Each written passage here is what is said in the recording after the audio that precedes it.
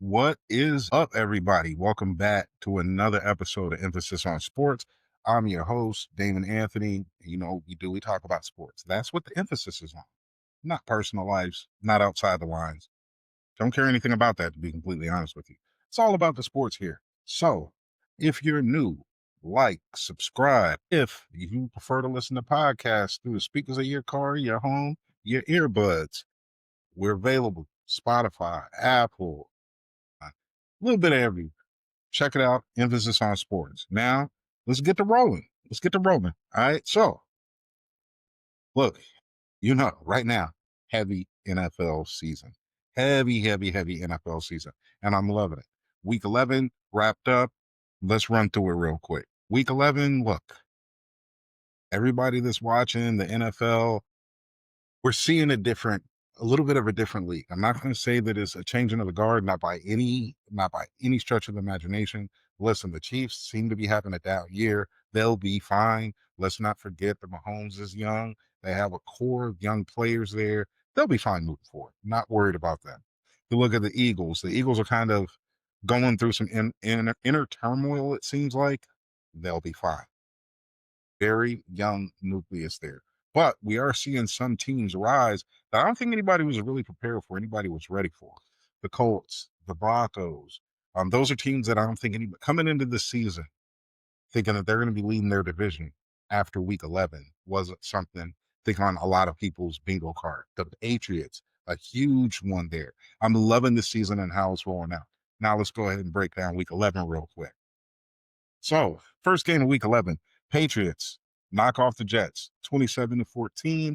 Everybody kind of saw this coming. This also has caused the benching of Justin Fields. Fair, unfair, look at it however you want to look at it. But after week 11, if you're not really playing well, you're going to get benched. That's just the truth. Meanwhile, you look at the Patriots, they look like that team that's on the verge. They're going to be right there. They're going to be scrappy. They're going to be fighting. Drake May, he looks more of a seasoned vet than the second year quarterback. Love to see what's going on up there. The young boy, Travian Henderson, 3 tuds last Thursday. Man, this is a team that's definitely on the rise. Let's move on to Sunday. First game of the day on Sunday was the first ever NFL regular season game in Spain. Dolphins knock off the Commanders 16-13. We know Commanders kind of limped into this one without Jaden Daniels.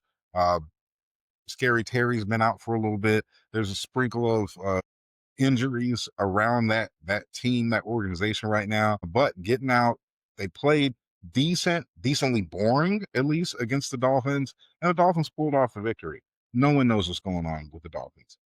Are they good? Are they bad? Are they riding with the coach? Are they not? Is Tua still the guy? Who knows? But they at least got the chance to get a victory against somebody. Them walking out of this game 4-7, huge for Miami, the organization, and the fans. It won't mean that much this year because they're not going to leapfrog any of the teams that's ahead of them with potential playoff implications. Just not happening. Moving on to regular slate on Sunday, we had the Carolina Panthers go into Atlanta and knock off the Falcons. Now, listen, say whatever you want about Carolina. They've been terrible the last couple of years. This year, they're 6-5 right now. I don't think anybody saw that coming, including me. Definitely would not have thought that the Carolina Panthers would be 6-5 this far into the season, but they've looked pretty solid. Bryce Young is looking like a solid NFL quarterback. Rico Dowdle, sorry, Cowboys, he's found his home. Ted McMillan, doing his thing out there. Meanwhile, with the Falcons, there's so much inconsistency just within the team itself, including the fact that Michael Penix, partially torn ACL, out for the season. Now we're going to start Kirk Cousins. Let's see how that works. I honestly think that offense is going to take a little more pickup just based on the experience and kind of the game knowledge that Kirk has. They're also going to throw some picks. So let's see how this rolls. This week, the Panthers have a matchup with my 49ers. So we'll be tuned in and talking about that for sure. Now, we had a couple situations, kind of game of the day situations. Tampa Bay went to go visit Buffalo. That was a game of the day situation. And the Bills, they've been kind of dragging ass for a couple weeks. Not this one. Tampa Bay came to town. They showed up. They showed out. Josh Allen's 6 touchdowns in total. 3 of them passing, 3 of them rushing. And Tampa Bay, they put up a great fight. Bills won this one 44-32. When you put up 32 points and lose by double digits, it just wasn't your day. So the Bills kind of seemingly got back on track, even though the Patriots are leading that division. More to come, definitely more to come. Then we had the Houston Texans go visit Tennessee Titans. This was my nobody cares game of the week for sure. I had it on, it would pop up on the red zone here or there. I didn't care. Really didn't. I don't have a lot of notes on this one. Davis Mills, he started again. This is just two teams that are, one is very average, one is below average and fairly below average. We'll move on from this. Then you had the Bears go into Minnesota and knock off the Vikings 19-17. This one was huge, absolutely huge. This one was huge just based on the fact that the Bears are leading the NFC North. I don't even think Chicago Bear fans would have thought that that was going to be happening after week 11. But Ben Johnson, Caleb Williams, they found a little bit of cohesiveness with the play calling, the play execution. Caleb Williams seems to be able to get out of jams at a clip that most quarterbacks can't. Meanwhile, Minnesota, they're still trying to figure out the quarterback. JJ, this is technically his second year, but we all know he missed his entire first year, already missed time this year. He's going to need some time. I just don't know if there's enough time for him to keep the Vikings relevant to this year. I really don't think that there is. I think the Bears, if the Bears kind of keep going the way that they are, I don't think they're going to win the division, but I think they're going to sneak into the playoffs. This is going to be interesting. Hold on tight. Because you also got the Green Bay Packers. Packers went into New York. New York Giants knocked them off 2020. Jordan Love actually looked pretty good this game. Didn't look that good. Hasn't looked that good recently. But the Packers are one of those teams. If they can get their shit together, they're going to make some noise. We all know the Giants. They're going through injuries. They're going through firing their coach. No one really expects them to do that well. One thing we do expect, though, Jameis Winston in the game is going to be electric. For those of y'all that don't know what I'm talking about, just go look up his celebration dance from this past Sunday. Fantastic. Moving on to the AFC North. Pittsburgh Steelers bounced back from their previous week loss and beat the shit out of the Cincinnati Bengals. Now, the Bengals, we know that Flacco's starting, and it really looks like Joe Burrow is on his way back. He's been cleared to practice, been making some moves. We'll see if he's actually playing, if he's going to start playing like in the games, or if he's just practicing these that couple weeks. We still don't know yet. I'm a 49er fan, and Brock Purdy was never on the IR, but we knew he wasn't playing. It was kind of one of those weird things. Meanwhile, you look at the Steelers, Aaron Rodgers seemingly broke his left wrist. Now, that's not his throwing hand, but what is he going to be able to do? How's he going to be able to play? What are the safety concerns? So we got to stay tuned on the quarterback situation in Pittsburgh because they may be looking at Mason Rudolph. Right now, the Steelers are leading that division, and they don't know what's going to happen with their quarterback. There could be a lot of changes in the AFC North just throughout the season. Rodgers gets hurt. It opens the door for Baltimore to catch up, which they're almost there. But then Burrow coming back, a game changer. Stay tuned to that. You also had the LA Chargers going to Jacksonville and get the sleeves beat off of them, 35-6. I had nothing to say about the Chargers. They looked absolutely terrible this game. The Jaguars, big bounce back game.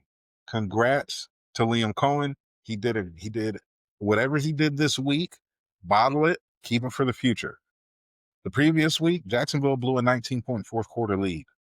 This week, they defend home field and beat the hell out of the Chargers. Not really a normal thing. Not with Jacksonville. Usually, once they get into that hole, they're in that hole. So this is a little bit interesting, and I want to see what the future brings to them. Next one up is one of the other games of the absolute week. I was looking forward to this. Definitely didn't disappoint. It wasn't as high scoring or high flying as I thought it would be, but the Seattle Seahawks went into LA, play against the Rams, and the Rams took them down 21-19. Now, Sam Darnold threw 4 picks. A lot of people are going to say, Sam Darnold this, Sam Darnold that. They were actually in the game and kicked a field goal. They could have won. Kicker shanked it. Not the kicker's fault that they lost the game, but I'm saying that to say that this Seattle team is for real. They're for real. We all know that the Rams are for real. We all know that Stafford is in that MVP conversation. He absolutely is. I think Puka Nacua should be in the Offensive Player of the Year conversation, but that's a dynamite offense that's going to hurt a lot of feelings moving forward throughout the season. Big time stay tuned there.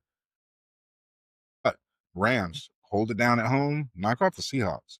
Then we had my lovely 49ers with the return of Brock Purdy, the return of Ricky Pearsall, going to Arizona and knock off the Cardinals 41-22. Now, I'm just hyped about people coming back because the 49ers have had so many people get hurt that to finally get somebody back, breath of fresh air. Saw Brock Purdy throw for 3 tuds. Probably could have had another one. I don't really have a lot of notes. San Francisco looks really, really good despite the injuries. In this game in particular, I was loving seeing special teams, seeing Sky Moore take one almost to the house, seeing some picks, seeing, that's the stuff we need to see. Now, what's hurting the 49ers right now is a lack of pass rush. Jacoby Brissett threw 57 times. 37 completions, 452 yards. Those we cannot continue to allow a player to do that, or there's going to be a lot of loss. It's just what it's going to be. But for this one, 49ers came out on top. Back to the AFC North. Baltimore Ravens went into Cleveland and won by a tutty of 23-16. Lamar Jackson did not have a good game. He had a very average game. The big news out of this game was Dylan Gabriel getting hurt, Shador Sanders having to get his first action in the NFL, to which we also all collectively found out that that organization is in shambles. You have your backup quarterback who's never taken snaps with the first team. That makes 0 sense. None. You got to at least take 10. When you get into a game, the offensive lineman should have heard your cadence once or twice before. That would make sense. They never heard Shador speak. Not on the field, not in the cadence, not the first team. Stefanski, Barry, you just got to do better. Got to do better. That's it. Moving on. Another one of the games of the week. I was really looking forward to this one. AFC West matchup. Kansas City goes into Denver and loses 22-19. Denver is absolutely on a tear this year. Denver's 9-2 right now. So the smaller story is that Kansas City just isn't their year. It just looks like it's not their year. A lot of injuries earlier. They haven't really caught up to it. Some of the league is catching up to them. We'll move past Kansas City. Let's talk about the Broncos. Now, this Broncos team, Bo Nix is kind of Jekyll and Hyde. He's having some good weeks. Then he has that defense dynamic. We're seeing that. What I really like about this team is they're winning the tough, close games, the ones where they either have to hold on or they have to go hunting in the fourth quarter. When you have a team that's able to do that and to do that against quality opponents, that is like a warm up for the playoffs. So I really want to see how the playoffs play for Denver because I'm pretty sure they're going to be there. But Sean Payton, seemingly, he's using the right formula. He has the right guys and is getting it done. Then to end Sunday was another one of those games of the week. And the Detroit Lions going to Philly. This was absolutely a boring ass game. It just was. Eagles won this one 16-9. Right now, there's still a lot of issues on that offense. Is AJ Brown, is he happy? Is he unhappy? What's wrong with just winning games? This is what I don't understand. Listen, in the NFL or any sport, at the end of the day, you want to get paid what you properly weigh. I totally understand that. You want to put up the numbers, especially for your next check. Now, part of those numbers is winning. I would like to think that all professional athletes want to win. They want to win. They want the money. You got to get the bag. You got to all of that stuff. And I want players to get as much money as they can because they're more athletic than me doesn't mean I'm the hate. Go get that money, but at the same time, win. And if you just signed a contract 2 years ago, I believe, and you're winning, then what are we talking about? That's my only issue. That's my soapbox. Move past that. Eagles did take home the victory. The Lions didn't look good whatsoever. They just did. They look like a lower tier team, but we all know that the Eagles have a good defense. Let's just see what the Lions, how they rebound from this one. I mean, right now they're staring up at Chicago, and I know they didn't expect that, right? To round out week 11, Dallas Cowboys smacked around the Raiders 33-16. Everybody kind of saw that coming. The Raiders, they're already waiting for next year. I don't know if Pete Carroll's going to be here after this year. They just look like a franchise that's just not going in the right direction at all. Meanwhile, the Cowboys, you beat the team that's in front. That makes perfect sense. Not going to give you a whole lot of love from that one. Moving on, y'all. So that was week 11. Great week. Great week. Night starts week 12. There are some fantastic matchups, fantastic games on this one. And at the end of it all, the Monday Night Football game, the game that I'll be tuned into the most. Let's get it cracking. So now tonight begins week 12. You got the Buffalo Bills at the Houston Texans. Current line on this one, Buffalo -5.5. Give me Buffalo. The Texans haven't really showed me that much this year. I mean, did they beat the 49ers? Absolutely. Sure. But the Bills, after their showing last week against Tampa Bay, I think that the Bills are going to come out, piggyback off of that, and try to put something tough on the Houston Texans. I really do. I think that they're going to come out, have a hell of a game, and I think they're going to cover that 5.5. Buffalo -5.5. Give me Buffalo. Let's move on to Sunday. Sunday, there are some, in the immortal words of I think my dude Jim Ross, there's some slobber knockers, right? We're going to start this whole thing off with the Pittsburgh Steelers at the Chicago Bears. Current line on this one is Chicago -2.5. And you know what? This may be a shocker to some people. Give me Chicago. Give me Chicago. I'll take Chicago at home, no problem here. Pittsburgh hasn't really showed me that they're like the Steelers like of old or anything. They're just a football team. And they're good. They won some games, but they're not great. They're just not great. Meanwhile, the Bears are seemingly getting better every year. And if we're looking at a team that's getting better, maybe they continue to win games. I think they can walk out of this one 8-3, still hold that lead in their division. Time will tell. With the Steelers, we don't know. Is Aaron Rodgers out? Is he going to be able to play, but still, have that injured wrist that's not on the stone arm? Is Mason Rudolph going to start? I don't know. We don't know. I don't know if they know. So for this one, spread on it, Chicago -2.5. Give me the Bears. Next up, we got the Patriots at the Bengals. Current line on this one, Patriots -6.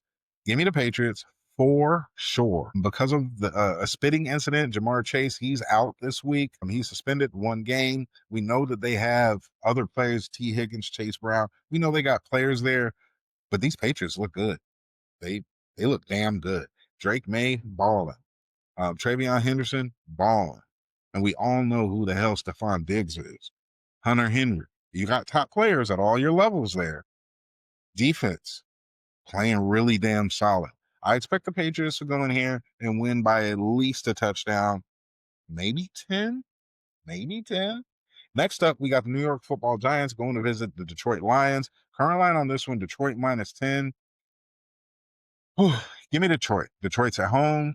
Detroit just lost a game that they really expected to win and that they probably could have win. They're good enough. They got the players and they lost. Meanwhile, the Giants, they're struggling. We understand they're going through a world of different things. I think Detroit is going to come out here and they're going to try and reestablish who they are. They're probably going to try and drop 40 to 50. I think this is going to be a very high scoring game, mostly on the Detroit side. Detroit -10. Give me Detroit. Then we're going to have a lovely NFC North matchup that I will be tuned into because these games are always fun. Minnesota Vikings at the Green Bay Packers. Current line on this one, Green Bay -6. This is ugly. Give me Minnesota. I'm going to take Minnesota just based on the division factor. And these teams are going to play tough. The only issue with Minnesota, as we know, which JJ McCarthy is going to show up. The one that had that stupid ass scowl look, who said he has dogging around, a beast, I don't know, whatever it is. Or the one that we see from time to time that just, he's not ready. I don't know. I'm feeling like the Vikings are going to keep this one close enough I like Green Bay to win it, but I like Minnesota to cover that 6 points. I do.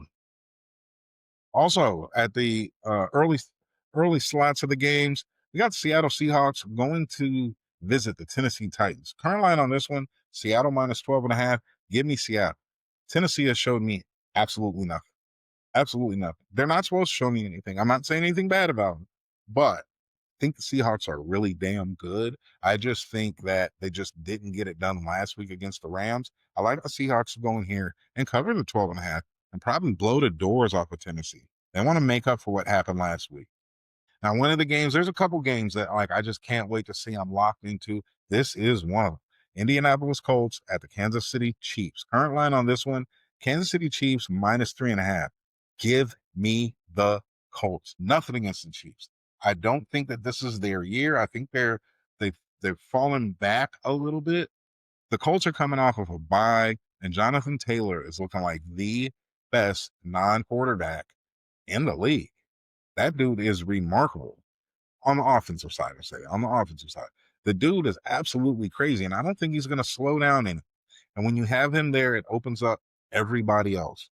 I think Daniel Jones is going to lead this team to a victory. I just do. I don't think it's the Chiefs' year. Nothing to knock them, but spread Kansas City minus 3.5. Give me the Colts straight up. Next up, we're going to have the Jets at the Ravens. This is a dog of a game. Currently on this one, Baltimore minus 13.5. Give me Baltimore. Baltimore is at home. Baltimore is kind of refining themselves, and they see some light at the end of that tunnel. They may be able to, at some point, pass the Steelers and keep the Bengals behind them, win their division, and then everything is right within the Baltimore Raven world.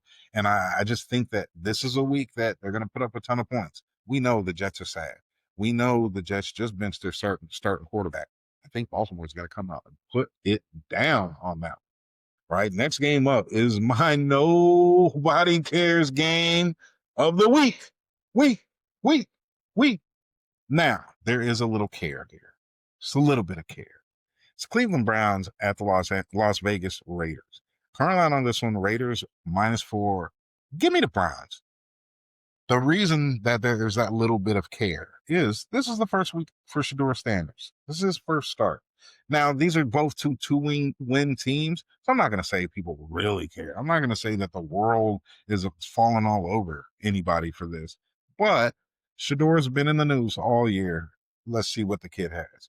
And he gets a little help because the Raiders absolutely suck. Line on this one, Raiders minus 4. Give me the Browns. Next up, we're going to have Jacksonville Jags at the Arizona Cardinals. Current line on this one, Jacksonville minus 3.5. Give me Jacksonville. I think Jacksonville is going to go in there. These are the games that they absolutely need to win. They have to stay very much on the positive side of the schedule. If not, they'll be out of there. And I think Trevor Lawrence will have to find him a new home. I just really like Jacksonville to go in. Arizona's a solid team. I just don't think that they're that good. To say it bluntly, Jacksonville minus 3, give me the Jags. Now, another one of these games of the day, Philadelphia Eagles at the Dallas Cowboys. Current line on this one, Philly minus 3.5, give me Dallas. I hate that I just said give me Dallas, but give me Dallas. Philly, there's no fluidity on offense. You don't really know what Philly you're going to get week after week. True, very true. Dallas does not have a great defense, so you can score on them, but Dallas has a dynamic offense. So I think they're going to put up points. The fact that they're at home is leading me to go ahead and take the Cowboys, but the Eagles very well could win this game and cover. I just think at home, the Cowboys are going to eke it out. Cowboy Nation is going to go crazy. They're going to be 5-1, and they'll be going to the Super Bowl, and it'll be hilarious. So that's just what I see. Now, this next game, this is like not a damn motherfucker on earth cares about this one, except for Kirk Cousins' wife. Got the Atlanta Falcons going to visit the New Orleans Saints. Saints coming off a bye. Current line on this one, New Orleans minus 2.5. Give me the Falcons all. The Saints, we know that they're at the bottom of their rebuild, right? We know that. We understand that. The Falcons are bringing in an experienced quarterback who's been there, who knows the offense, who knows what to do, who's not going to get flustered by the moment or by anything that's happening. Give me the Falcons. They have too much talent. They should go into New Orleans and at least just win straight up. Now, Sunday night, another game that I'm looking forward to. There's games at every time slot that you just have to tune into, and this is a huge one. Tampa Bay Buccaneers going to visit the Los Angeles Rams. Current line on this one, Rams -7. I gotta go with the Rams here. The Rams offense have looked absolutely dynamic, have looked outstanding all year. Tampa has looked like a very good team, very solid playoff team. They're going to win their division. I don't think there's anybody really arguing that too much. Even though Carolina's given them a little bit of push, but this Ram team at home on that fast track, I just like them to win this one. I like them to cover. It's probably going to be double digits. Tampa's going to put up some points. They're going to fight. They're definitely going to fight. But give me the Rams in this one. We round off week 12 with the Carolina Panthers going to visit the San Francisco 49ers. Current line on this one, San Francisco -7. Give me the Niners to win and Carolina to cover. I got some respect for Carolina. They're going to score some. The fact that the 49ers lack a pass rush right now, that's a big help to Bryce Young. I think that he's going to have probably a pretty solid game. I don't know if we're going to turn them over or not or anything like that, but I do know our offense is fantastic. Our offense, we're getting players back. We just got back Brock. We just got back Pretty Ricky. We got back George a couple weeks ago. This team is offensively getting back to who the 49ers had been for the last couple years. We just know defensively there's been so many injuries and season-ending injuries that people that we're not getting back. Also, have a new kicker. I like the 49ers to win this game. I have no problem saying that. But I like the Panthers to cover. I have no problem saying that either. Definitely going to be interesting. Definitely, all of these games are worth watches. Don't forget, man, keep an eye on the NBA. It's really, the NBA is kind of interesting right now because there's a fair amount of injuries. And even though the King, LeBron James, came back, just made his season debut, and this is year 23, which is outstanding. People can say whatever they want to say, but to play 23 years and to play at a very high level for all that time, there has been a time in this dude's career where anybody said, well, maybe it's time to wrap it up. Dude's remarkable. One of the top 5 greatest NBA players ever. Understand what I said. Comment on it if you want. Say whatever you want. Michael Jordan's the absolute best basketball player ever. Then underneath him, you can argue with a wall, argue with whoever you want. Um, I'll do an episode just on that breakdown because more and more as time passes, I'm like locked into Jordan's the best ever. But Bron's back, which is always cool to see. You look over at college football, a lot of good top 25 matchups. The top is still the top. Ohio State sitting there. Indiana, who I'm a USC Trojans fan. I will be rooting for them. I hope that they can make that big noise. But on the inside, I'm rooting for Indiana just from the standpoint of we've never seen it. We haven't seen it on this level. This is the best that school's ever been. They're going to be back in the playoffs. I hope that they can make it to a national championship and win. That would be just fantastic. Turn a basketball school into a football school. I'm always down for that kind of action. So that'd be real cool to see. College basketball has been rolling. And I have been paying attention a little bit. I'm an Arizona Wildcat fan, and my Arizona Wildcats, they're looking irritatingly good. Irritatingly good. I say that because at the end of the college basketball season, either you win or you lose, right? But upsets happen, and any Arizona Wildcat fan understands that in the 90s, there were some really good teams, upset a lot. 2000s, upset a lot. So when you see the Arizona Wildcats look this good this early, it's suspicious. It's very suspicious. And I know this team will be really good. Great coach, great, just establishment in the whole nine. But you get into the NCAA tournament, one game, you're out. That's never really been Arizona's feng shui. I wish it was like best of 3 or something. Then I'd love it. So right now they're doing just enough to get me locked in to break my heart, and that's probably how it's gonna roll up. Look, that was fun. Breaking down week 11, predicting week 12. We'll do this again after week 12 is over. We'll probably get down maybe on Tuesday because I got to see this Niner game. Gotta see this Niner game. You're not, we do. But I hope everybody out there has a good, safe weekend. Have fun. Enjoy your sports. Enjoy your life. And until next time, I will holler.